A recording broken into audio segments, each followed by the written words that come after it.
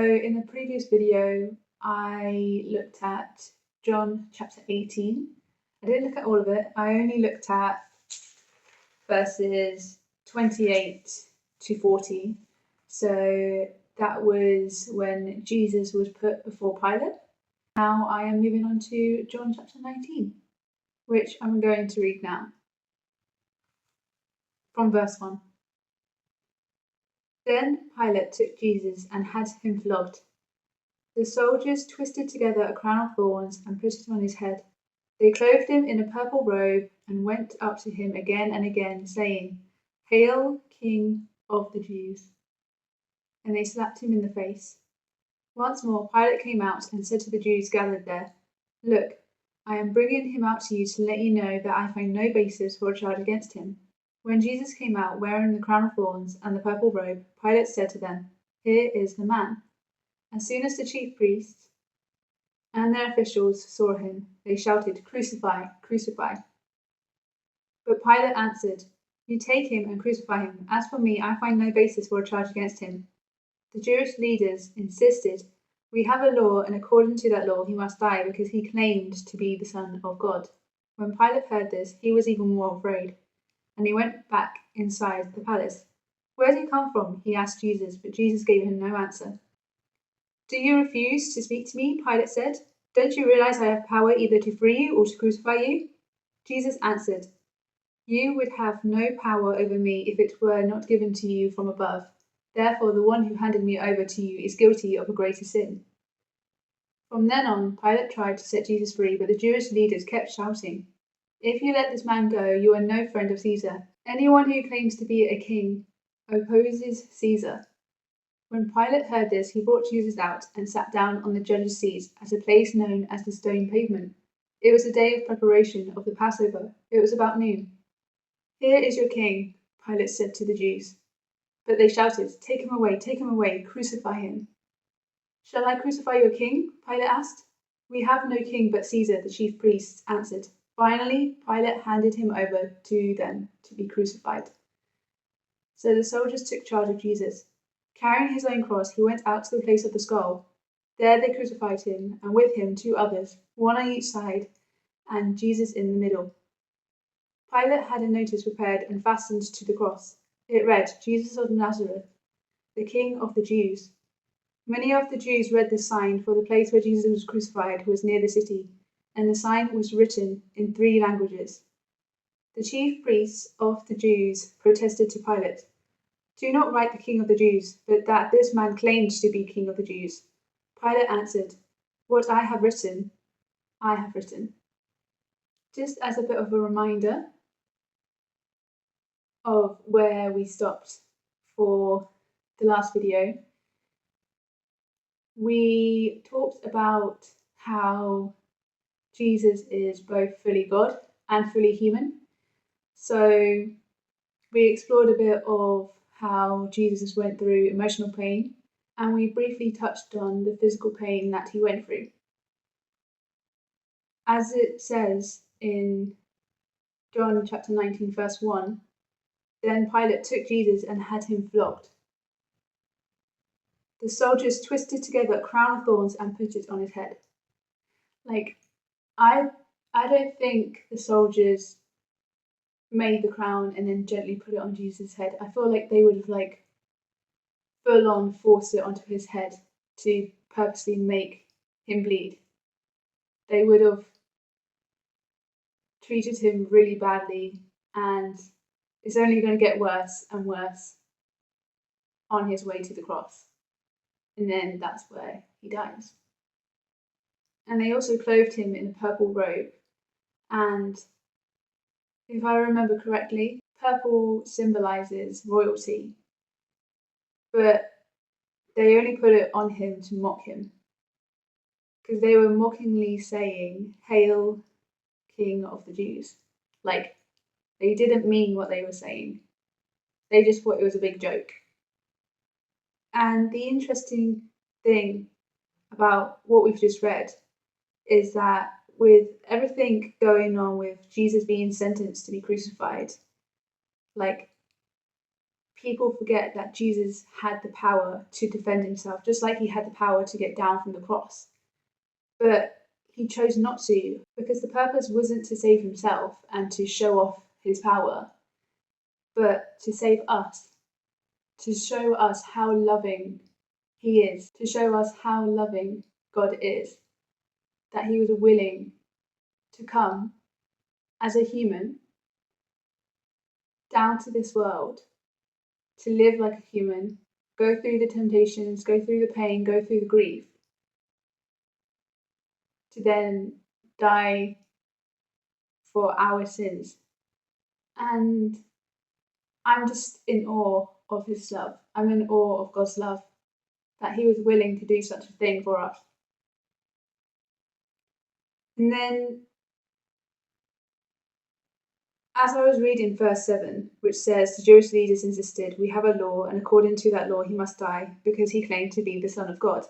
I found that quite interesting. As we know that the Jewish leaders, the Pharisees, are spiritually blind to the truth.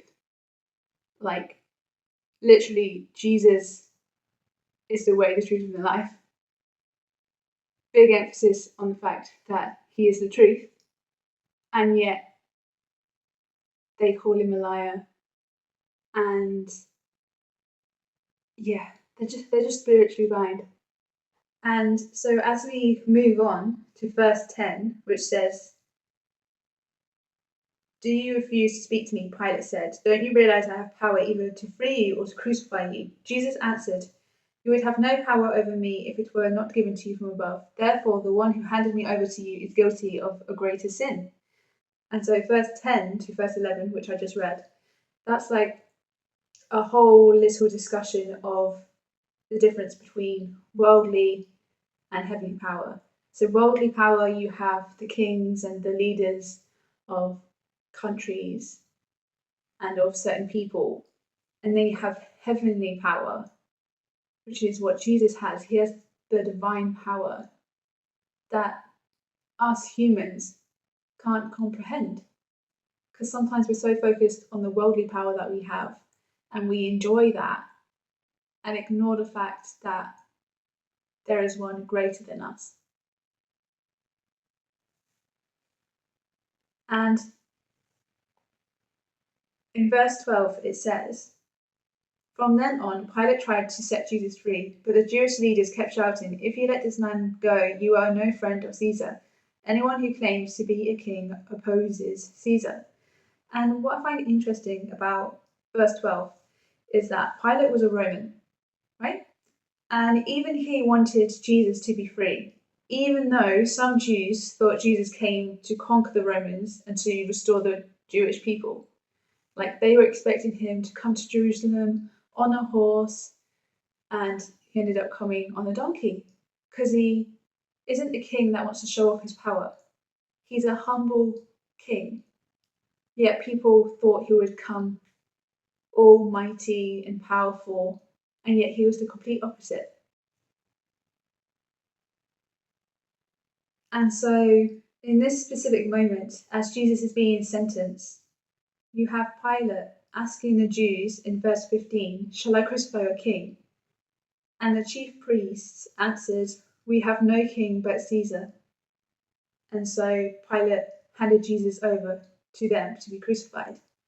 So Jesus' own people, the Jews, rejected him as he didn't fit their expectation of what a ruler conqueror would look like, as they are, again, spiritually blind to the fact that Jesus came to conquer sin and death, not the Romans, and Jesus also came to restore everyone's relationship with God, not just the Jews.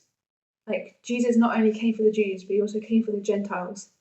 And if you don't know what Gentile means, it's basically a non-Jew.